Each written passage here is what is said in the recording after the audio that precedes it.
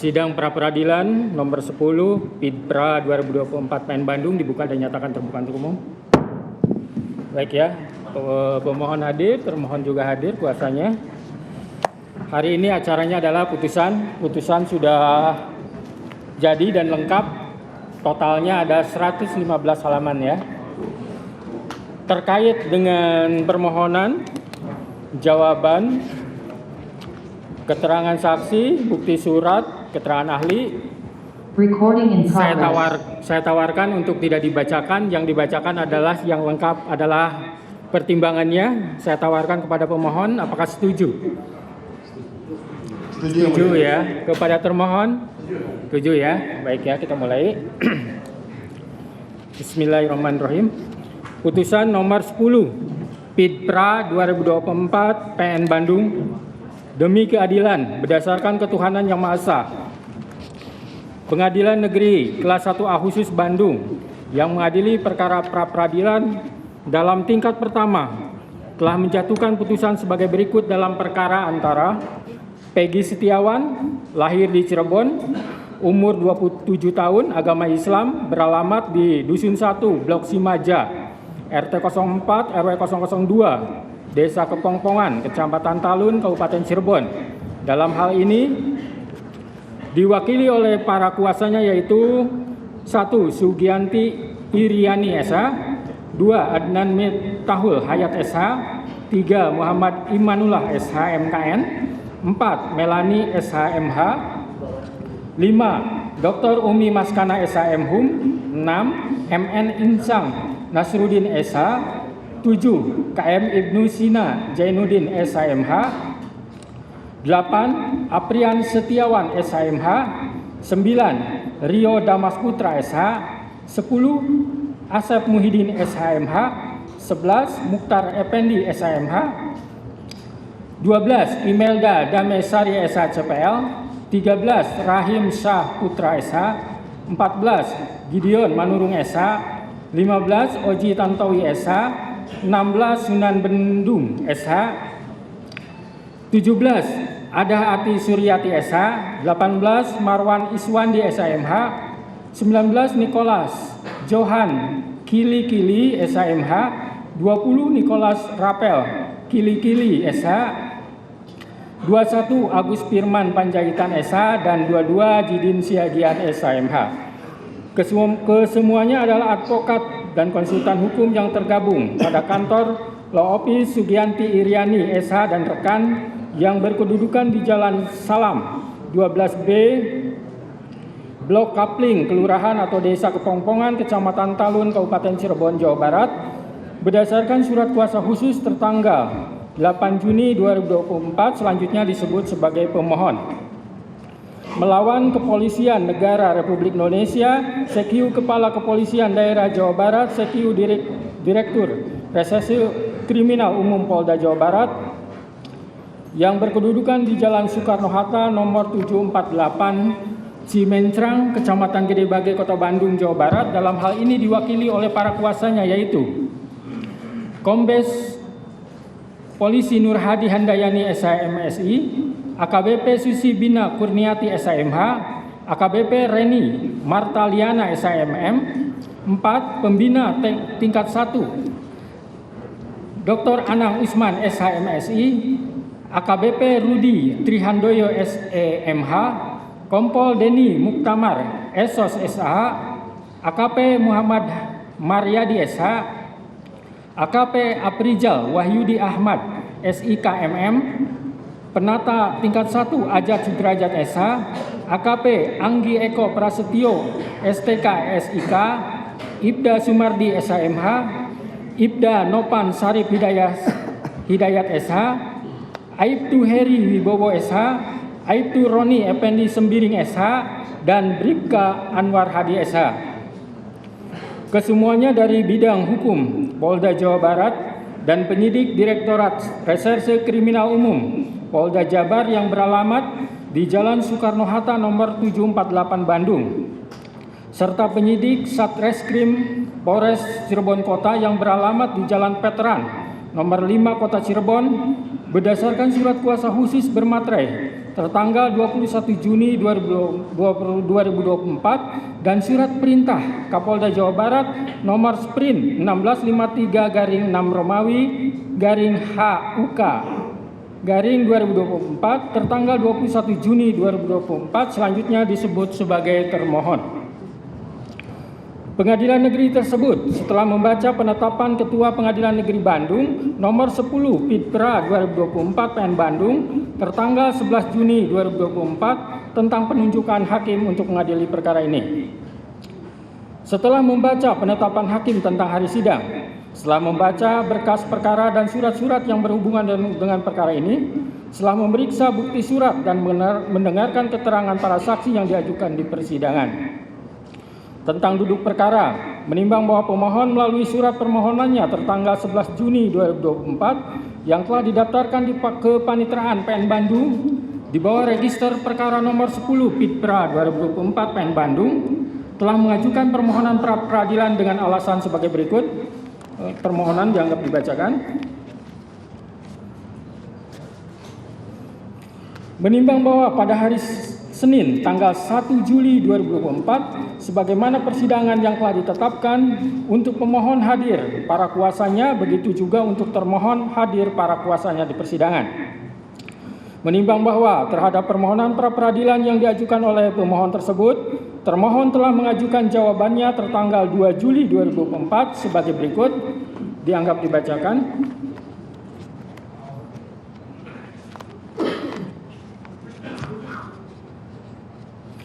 Menimbang bahwa selanjutnya pemohon dan termohon telah mengajukan replik dan duplik masing-masing tertanggal 2 Juli 2024. Menimbang bahwa untuk membuktikan dalil-dalil permohonannya, pemohon telah mengajukan bukti surat selengkapnya. Bukti surat tersebut sebagai berikut, tertanda P1 sampai dengan P31. Menimbang bahwa bukti surat tersebut telah dicocokkan sesuai dengan aslinya, kecuali bukti P1, P3, P16, P17, P21, P25, P26, P27, P28, P29, P30, dan P31 fotokopi dari fotokopi. Sedangkan P13, P14, P15, P18, P19, P23, P24, dan P27 hasil dari print out dan semuanya telah bermaterai cukup. Menimbang bahwa di samping bukti surat tersebut, pemohon juga telah mengajukan 4 orang saksi yang telah memberikan keterangan di bawah sumpah, yaitu 1 saksi Dede Kurniawan, 2 saksi Agus Kurgunawan, 3 saksi Riana Yolantina, dan 4 saksi Suharsono.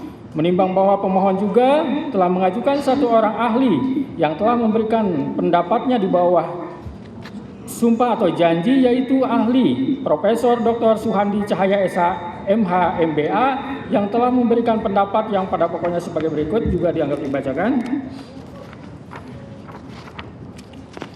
Menimbang bahwa untuk membuktikan dalil-dalil sangkalannya, termohon telah mengajukan bukti surat selengkapnya. Bukti surat tersebut yaitu sebagai berikut, bukti surat T1 sampai dengan bukti surat T77. Menimbang bahwa bukti surat tersebut telah dicocokkan sesuai dengan aslinya, kecuali bukti surat T1, T15, T16, T17, T18, T32, T33, T45, T46, T47, T48, dan T75. Fotokopi dari fotokopi dan semuanya telah bermaterai cukup. Menimbang bahwa termohon di dalam perkara pra peradilan akuo tidak mengajukan saksi, akan tetapi telah mengajukan 1 orang ahli, yaitu Profesor Dr. Agus Surono SHMH yang telah memberikan pendapat yang pada pokoknya sebagai berikut, dianggap dibacakan.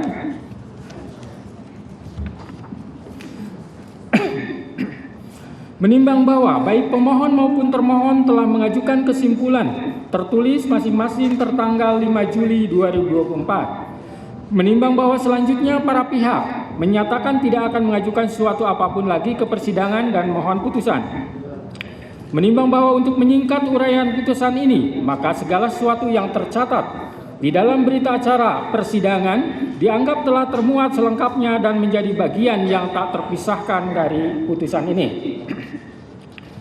tentang pertimbangan hukum, menimbang bahwa maksud dan tujuan permohonan pra-peradilan pemohon adalah sebagaimana terurai di atas. Menimbang bahwa pada pokoknya menurut pemohon, penetapan tersangka kepada pemohon berdasarkan surat ketetapan nomor S-90-5-24-24-Distreskrimum tanggal 21 Mei 2024 atas nama Peggy Setiawan beserta surat yang berkaitan lainnya dinyatakan tidak sah dan batal demi hukum. Karena termohon sebelumnya telah mengumumkan DPO pada tanggal 15 Mei 2024 jam 13.42 WIB yang diunggah melalui media hub.polri.go.id khusus untuk atas nama Peggy alias Peron, usia 22 tahun sampai 30 tahun, jenis kelamin laki-laki, keluarga negara Indonesia, tempat tinggal terakhir Desa Banjarwangunan, Kecamatan Mundu, Kabupaten Cirebon, dengan ciri-ciri khusus tinggi 160 cm, badan kecil, rambut keriting, kulit hitam, sebagaimana yang diumumkan oleh Polri, sangat jauh berbeda dengan ciri-ciri yang melekat pada diri Peggy Setiawan yang saat ini ditetapkan sebagai tersangka. Bahwa untuk dapat disebut seseorang DPO, maka mengacu pada pasal 17 angka 6 Perkap Kapolri nomor 6 tahun 2019 tentang manajemen penyidikan menyebutkan tersangka yang telah dipanggil untuk pemeriksaan guna penyidikan perkara dan tidak jelas keberadaannya dicatat di dalam daftar pencarian orang dan dibuatkan surat pencarian orang. Akan tetapi dalam fakta perkara akuo, pemohon tidak pernah dipanggil oleh termohon dalam perkara tersebut. Dan pemohon tidak pernah melarikan diri, terkecuali sebelumnya apabila pemohon telah dipanggil oleh termohon secara sah, kemudian ia mengabaikan atas panggilan tersebut. Maka hal tersebut layak dilakukan penetapan tersangka selama telah ditemukannya dua alat bukti tanpa kehadirannya in absentia. Menimbang bahwa selanjutnya menurut pemohon, prasa bukti permulaan yang cukup dan bukti yang cukup dalam pasal 1 angka 14 patut diduga, pasal 17 dan pasal 21 ayat 1 KUHP harus ditafsirkan sekurang-kurangnya minimal dua alat bukti, serta berlandaskan kepada pasal 184 KUHP, serta disertai pemeriksaan calon tersangkanya. Kecuali tindak pidana yang penetapannya tersangkanya dimungkinkan dilakukan tanpa kehadiran in absentia. Artinya sebelum Peggy Setiawan ditetapkan tersangka, maka termohon memiliki kewajiban untuk melakukan klarifikasi terlebih dahulu kepada pemohon.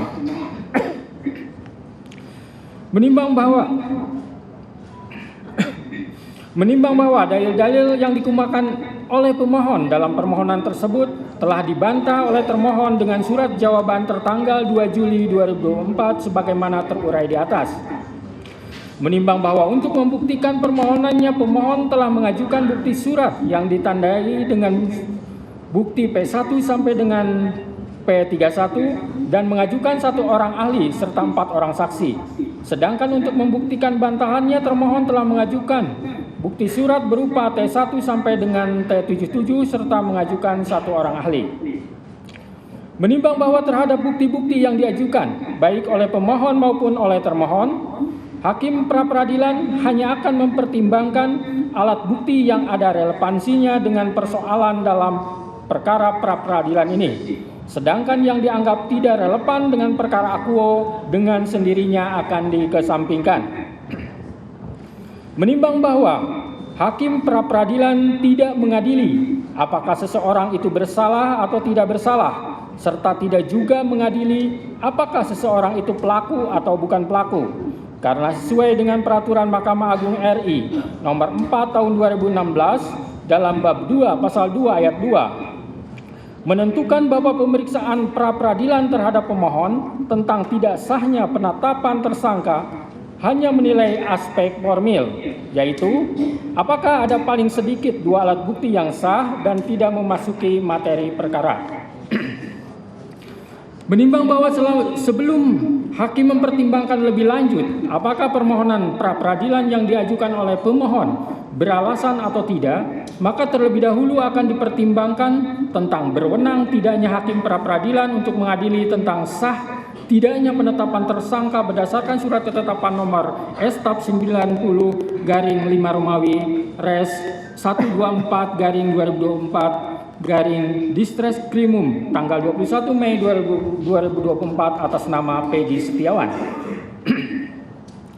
Menimbang bahwa lembaga pra-peradilan adalah merupakan lembaga yang bertujuan untuk mengawasi secara horizontal proses penegakan hukum yang dilakukan oleh penyidik dan penuntut umum, yaitu untuk menguji apakah penyidik atau penuntut umum dalam melaksanakan tugas dan wewenangnya dalam proses penyidikan atau penuntutan telah sesuai dengan ketentuan hukum dan undang-undang yang berlaku, di mana undang-undang telah menentukan secara limitatif kewenangan lembaga pra-peradilan sebagaimana diatur dalam pasal 77 huruf A KUHP, yaitu untuk memeriksa dan memutus a. sah atau tidaknya penangkapan, penahanan, penghentian penyidikan atau penghentian penuntutan. B. Ganti kerugian dan atau rehabilitasi bagi seorang yang perkara pidananya dihentikan pada tingkat penyidikan atau penuntutan. Menimbang bahwa apabila mengacu pada ketentuan pasal 77 KUHP, maka jelas pengujian sah tidaknya penggeledahan dan penyitaan tidak termasuk ke dalam kewenangan lembaga pra-peradilan, dan dalam praktek peradilan selama ini hakim selalu berpedoman pada ketentuan pasal 77 KUHP untuk menentukan kewenangannya dalam memeriksa dan mengadili permohonan pra-peradilan tersebut.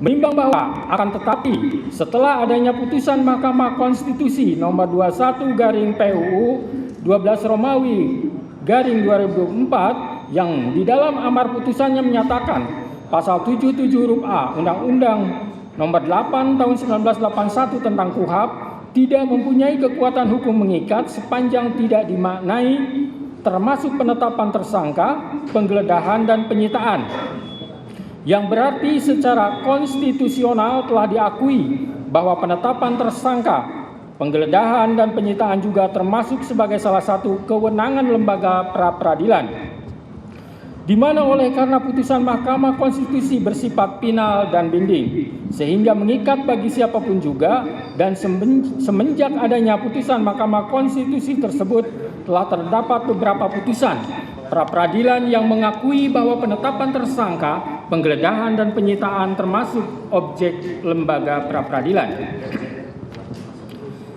Menimbang bahwa yang jadi pertanyaan sekarang, apakah penetapan tersangka berdasarkan surat ketetapan nomor Estap /90/5 Romawi /Res 124/2024 tertanggal 21 Mei 2024 atas nama Peggy Setiawan adalah sah atau tidak?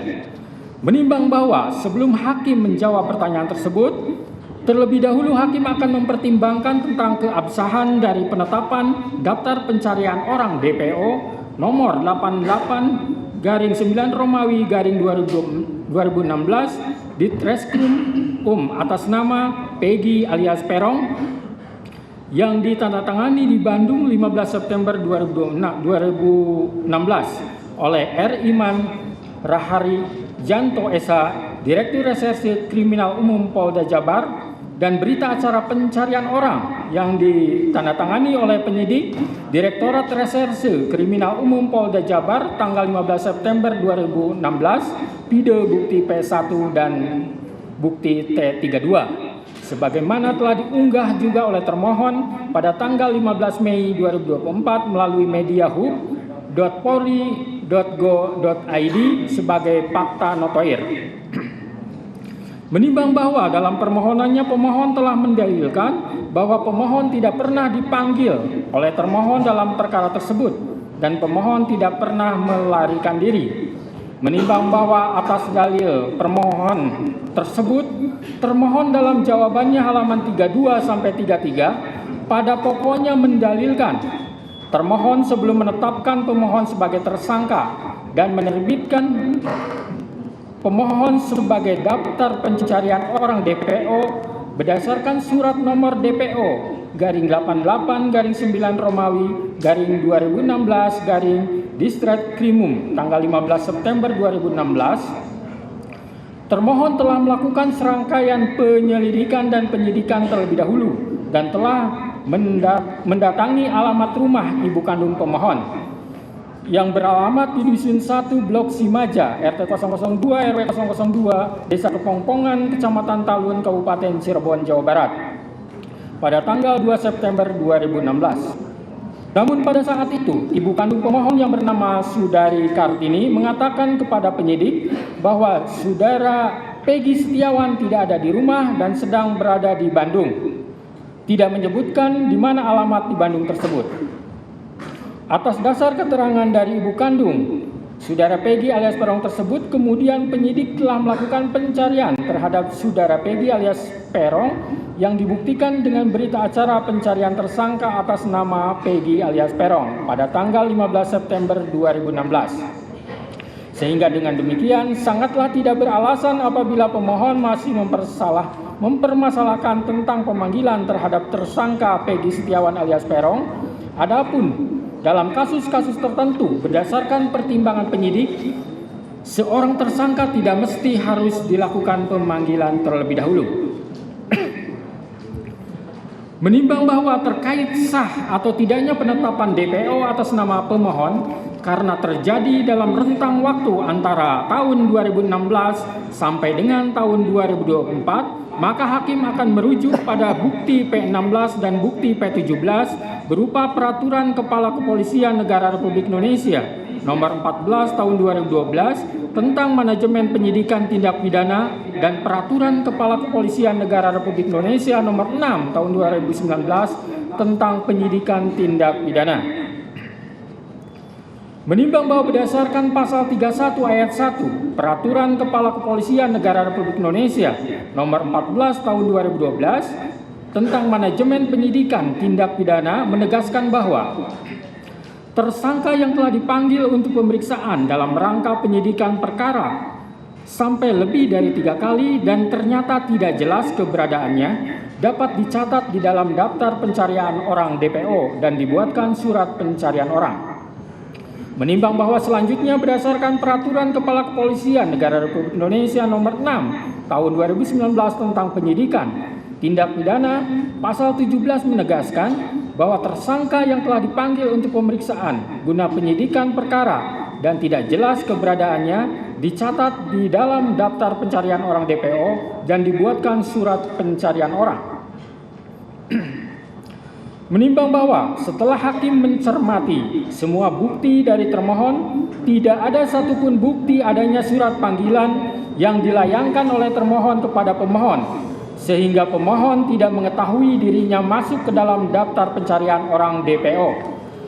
Termohon hanya mendatangi rumah pemohon dan bertanya kepada ibu kandung pemohon yang bernama Sudari Kartini yang mengatakan kepada penyidik bahwa Peggy Setiawan tidak ada di rumah dan sedang berada di Bandung tanpa membawa surat panggilan untuk disampaikan kepada pemohon. Menimbang bahwa hakim tidak sependapat dengan dalil dari termohon yang mengatakan tidak perlu pemanggilan terhadap pemohon, karena menurut hakim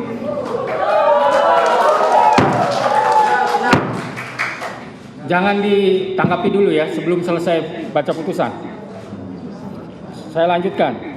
Menimbang bahwa hakim tidak sependapat dengan dalil dari termohon yang mengatakan tidak perlu pemanggilan terhadap pemohon, karena menurut hakim, pemohon dan keluarganya berhak mengetahui bahwa dirinya masuk ke dalam daftar pencarian orang DPO.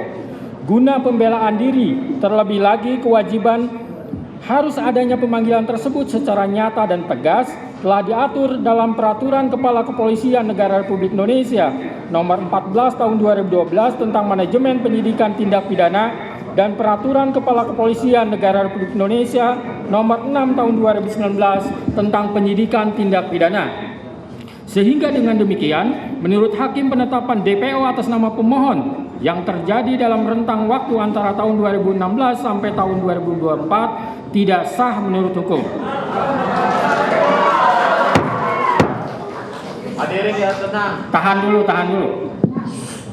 Menimbang bahwa selanjutnya Hakim akan mempertimbangkan terkait penetapan tersangka berdasarkan surat ketetapan nomor Estap garing 90 garing 5 Romawi garing Res 124 garing 2024 garing Diskreskrimum tanggal 21 Mei 2024 atas nama Peggy Setiawan adalah sah atau tidak.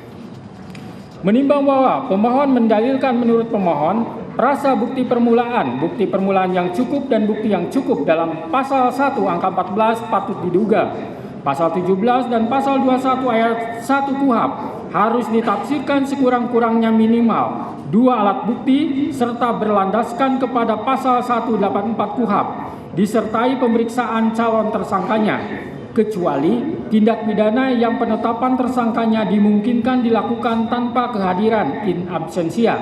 Artinya sebelum Peggy Setiawan ditetapkan tersangka, maka termohon memiliki kewajiban hukum untuk melakukan klarifikasi terlebih dahulu kepada pemohon. Menimbang bahwa terkait dalil termohon dalam jawabannya pada halaman 27 sampai 28 yang pada pokoknya menegaskan bahwa penetapan tersangka yang dilakukan oleh termohon sudah memenuhi syarat-syarat sebagaimana dimaksud dalam A. Pasal 1 angka 14 Undang-Undang Nomor 8 Tahun 1981 tentang hukum acara pidana menyebutkan bahwa tersangka adalah seseorang yang karena perbuatannya atau keadaannya berdasarkan bukti permulaan patut diduga sebagai pelaku tindak pidana. B. Putusan Mahkamah Konstitusi Republik Indonesia nomor 21 garing PUU 12 Romawi garing 2014 tertanggal 16 Maret 2015 yang dalam amar putusannya menyatakan rasa bukti permulaan yang cukup dan bukti yang cukup sebagaimana ditentukan dalam pasal 1 angka 14, pasal 17 dan pasal 21 ayat 1 Undang-Undang Nomor 8 Tahun 1981 tentang Hukum Acara Pidana, Lembaran Negara Republik Indonesia tahun 1981 Nomor 76 tambahan Lembar Negara RI Nomor 3209 tidak mempunyai kekuatan hukum mengikat sepanjang tidak dimaknai bahwa bukti permulaan yang cukup dan bukti yang cukup adalah minimal 2 alat bukti yang termuat dalam pasal 184 Undang-Undang Nomor 8 Tahun 1981 tentang Hukum Acara Pidana. Bahwa dengan sudah terpenuhinya syarat formil dan material terhadap penetapan tersangka Peggy Setiawan alias Peron, maka secara yuridis tindakan termohon akuo adalah sudah sesuai dengan prosedur hukum. Menimbang bahwa sebagaimana dalil pemohon yang telah dibenarkan oleh termohon dihubungkan dengan bukti P9, T33, T34, dan T67 telah terbukti bahwa pemohon ditetapkan sebagai tersangka berdasarkan surat ketetapan tersangka nomor Estap garing 90 garing 5 Romawi garing Res 124 garing 2024 garing Diskreskrimum tanggal 21 Mei 2024. Selanjutnya pemohon telah diperiksa sebagai tersangka sebagaimana berita acara pemeriksaan tersangka Peggy Setiawan alias Peron tertanggal 22 Mei 2024 dan tanggal 12 Juni 2024. Menimbang bahwa dari bukti P9, bukti T33, T34, dan T67 tersebut telah terbukti pemohon ditetapkan sebagai tersangka pada tanggal 21 Mei 2024 dan baru diperiksa sebagai tersangka besoknya pada tanggal 22 Mei 2024 dan dilanjutkan tanggal 12 Juni 2024. Menimbang bahwa hakim tidak sependapat dengan dalil termohon dan ahli dari termohon yang berpendapat untuk penetapan tersangka hanya dengan bukti permulaan yang cukup dan bukti yang cukup adalah minimal 2 alat bukti serta tidak harus adanya pemeriksaan calon tersangka terlebih dahulu. Menurut hakim, penetapan tersangka tidak hanya dengan bukti permulaan yang cukup dan bukti yang cukup adalah minimal 2 alat bukti, tetapi juga harus diikuti adanya pemeriksaan calon tersangka terlebih dahulu. Karena hal tersebut sudah jelas dan tegas termaktub dalam putusan Mahkamah Konstitusi nomor 21 garing PUU 12 Romawi garing 2014 tertanggal 16 Maret 2015. Telah memberikan syarat tambahan bahwa selain 2 alat bukti harus dilakukan pemeriksaan terhadap calon tersangka terlebih dahulu. Di mana dalam pertimbangannya, Mahkamah Konstitusi menyebutkan bahwa agar memenuhi asas kepastian hukum yang adil sebagaimana ditetapkan dalam pasal 28D ayat 1 Undang-Undang Dasar 1945 serta memenuhi asas lex serta dan asas lex stricta dalam hukum pidana, maka prasa bukti permulaan yang cukup dan bukti yang cukup sebagaimana ditentukan dalam pasal 1 angka 14, pasal 17 dan pasal 21 ayat 1 KUHP harus ditafsirkan sekurang-kurangnya 2 alat bukti yang termuat dalam pasal 184 ayat 1 KUHP dan disertai dengan pemeriksaan calon tersangkanya, kecuali terhadap tindak pidana yang penetapan tersangkanya dimungkinkan dilakukan tanpa kehadirannya in absentia. Menimbang bahwa pemeriksaan calon tersangka walaupun tidak dicantumkan dalam amar putusan, melainkan dibunyikan dalam pertimbangannya, akan tetapi putusan Mahkamah Konstitusi tersebut bersifat final dan mengikat, maka sepatutnya isi putusan seluruhnya harus dipatuhi terlebih lagi oleh penegak hukum. Menimbang bahwa keharusan adanya pemeriksaan calon tersangka di samping minimum 2 alat bukti tersebut semata-mata bertujuan untuk memberikan transparansi dan perlindungan hak asasi seseorang agar sebelum ditetapkan sebagai tersangka sudah dapat memberikan keterangan yang seimbang dengan minimum 2 alat bukti yang sah yang telah ditemukan oleh penyidik. Menimbang bahwa oleh karena sebagaimana fakta di persidangan tidak ditemukan bukti satupun yang menunjukkan bahwa pemohon dalam penyidikan yang dilakukan oleh termohon pernah dilakukan pemeriksaan sebagai calon tersangka sebelum ditetapkan sebagai tersangka oleh termohon, maka menurut hakim penetapan tersangka atas pemohon haruslah dinyatakan tidak sah dan dinyatakan batal demi hukum.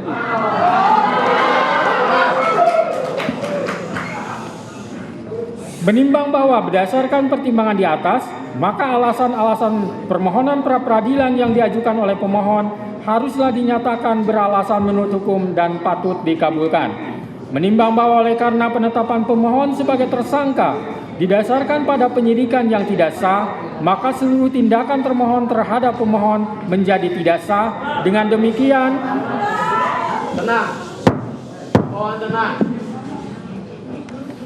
Dengan demikian petitum dalam permohonan pra-peradilan pemohon secara hukum dapat dikabulkan untuk seluruhnya. Menimbang bahwa oleh karena permohonan pra-peradilan pemohon telah dinyatakan dikabulkan untuk seluruhnya, maka biaya yang timbul dalam perkara ini dibebankan kepada negara. Memperhatikan Undang-Undang Nomor 8 Tahun 1981, Putusan Mahkamah Konstitusi Nomor 21/PUU 12 Romawi /2014 serta peraturan lain yang bersangkutan. Mengadili 1. Mengabulkan permohonan pra-peradilan pemohon untuk seluruhnya. 2. Menyatakan proses penetapan tersangka kepada pemohon berdasarkan surat ketetapan nomor Estap /90/5 Romawi /Res 124/2024 Diskres Krimum tanggal 21 Mei 2004 atas nama Peggy Setiawan beserta surat yang berkaitan lainnya dinyatakan tidak sah dan batal demi hukum. Mohon tenang.